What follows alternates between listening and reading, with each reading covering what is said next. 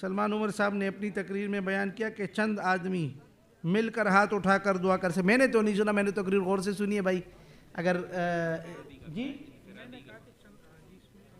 چند احادیث میں, بالکل چند احادیث میں انفرادی, آپ کو شاید تھوڑی سی سننے میں غلط فہمی ہوئی کہ چند آدمی نہیں کہا بلکہ چند احادیث تو ہیں, بخاری میں بھی ہے, مسلم میں بھی ہے, ترمذی میں بھی ہے.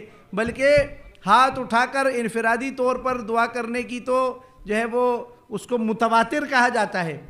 متواتر احادیث کی جو مثالیں ہیں ان میں ہاتھ اٹھا کر دعا, لیکن وہ انفرادی طور پر نبی صلی اللہ علیہ وسلم نے مختلف مواقع پہ, یہ ایک صحابی نے جو ہے وہ دعا کے لیے کہا کہ جی اللہ کے نبی سے کہے میرے لیے دعا کرے. ایک صحابی نے آ کر پیغام دیا کہ جی ان کے لیے, تو نبی صلی اللہ علیہ وسلم نے فوراً اس وقت ہاتھ اٹھائے.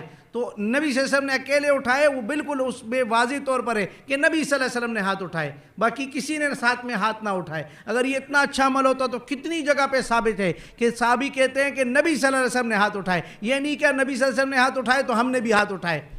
تو ایسا نہیں کہیں پہ ذکر ملتا. باقی اس کے علاوہ کچھ مقامات پر ایسے ہے جیسے عرفات کے میدان میں, عرفہ والے دن یوم عرفہ کو عرفات کے میدان میں نبی صلی اللہ علیہ وسلم نے سواری پر بیٹھ کر ہاتھ اٹھائے ہیں ایک جگہ پہ.